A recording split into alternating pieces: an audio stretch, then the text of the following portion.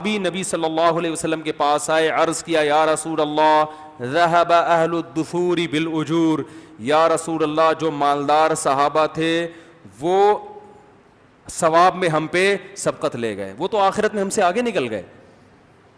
آپ صلی اللہ علیہ وسلم فرمایا کیوں؟ انہوں نے فرمایا یا رسول اللہ ہم بھی روزے رکھتے ہیں, مالدار صحابہ بھی روزے رکھتے ہیں. حضرت عمر, یہ جو حضرت عثمان تھے نا, ہمارے یہاں جامع رشید میں پوری کیلکولیشن کی گئی, جو مالدار صحابہ تھے ان کے اثاثے کتنے تھے, 5 ارب روپے, جو اس زمانے کے لحاظ سے ان لوگوں کے اثاثے تھے.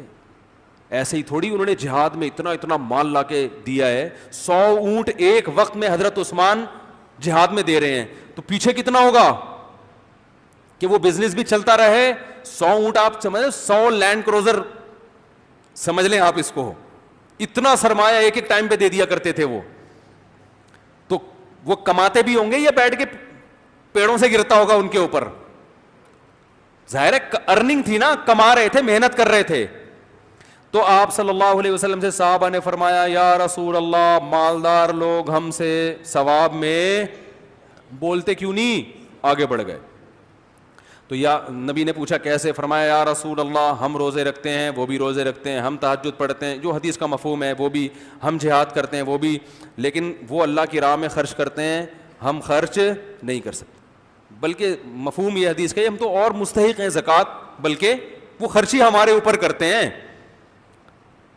تو پیسے لینے کا تو کوئی ثواب نہیں ہے نا بھائی, کوئی بیچارہ غریب ہے زکوٰۃ لے رہا ہے تو زکوٰۃ لینے کا تو کوئی ثواب نہیں. یہ الگ بات ہے اس کی حاجت پوری ہو رہی ہے, دینے والے کو تو ثواب ملے گا, لینے والے کو تو شریعت نے اپریشیٹ کیا ہی نہیں. اسے تو کہا ہے کہ استغنا, جتنا اپنے آپ کو لوگوں سے بچاؤ, نہ مانگو, کسی کے سامنے ہاتھ نہ پھیلاؤ.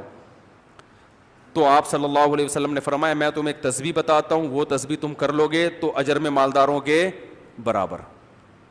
ہر نماز کے بعد 33 دفعہ سبحان اللہ الحمدللہ اللہ اکبر پڑھا کرو. ان صحابہ نے یہ تسبیح شروع کر دی, جب مالدار صحابہ کو پتہ چلی تو انہوں نے بھی شروع کر دی. تو غریب صحابہ پھر آئے کہ یا رسول اللہ یہ کام, تو انہوں نے بھی شروع کر دیا. تو آپ صلی اللہ علیہ وسلم نے فرمایا ذالک فضل اللہ یؤتیہ من یشاء, یہ اللہ کا فضل ہے جس کو چاہتا ہے عطا کرتا ہے. بھائی اب اللہ نے ان کو پیسہ دیا, وہ صدقات کر رہے ہیں, تو اب اللہ پر تو کوئی پابندی نہیں لگا سکتا. ممکن ہے غریب لوگ پریشان ہو, یار یہ کیا بات ہوئی, یہاں بھی ہم ٹینشن میں اور وہاں بھی کیا ہوں گے, یہاں بھی کھانے کو نہیں مل رہا اور جنت میں بھی مالدار لوگ اوپر چلے جائیں گے, تو ٹینشن تو بڑھ گئی نا غریب آدمی کی. تو بھائی ٹینشن لینے کا اس لیے نہیں ہے کہ ایسے امیر مارکیٹ سے شارٹ ہیں جو اتنے نیک ہوں, یہ صحابہ میں ہی تھے. آج جب پیسہ آتا ہے تو عیاشی پہلے آتی ہے, پیسہ بعد میں. پیسہ بھی آیا نہیں ہوتا, عیاشی کے خیالات. اسی وجہ سے حدیث میں آتا ہے کہ غریب جنت میں زیادہ ہوں گے, مالدار کم ہوں گے, اور غریب جائیں گے بھی پہلے, مالدار جائیں گے بعد میں. کیونکہ دولت کے ساتھ دین پہ قائم رہنا مشکل ہے. تو یہ اس دولت مند کے بارے میں ہے, اور ہم بھی دولت کمانے کی اس کو ترغیب دے رہے ہیں جو دین پہ بھی چلتا ہو, یا دولت کو صحیح استعمال کرنے کی نیت ہو. اس کے لیے فضیلت ہے کہ وہ کیا کرے, وہ پیسہ کمائے. سمجھ رہے ہو؟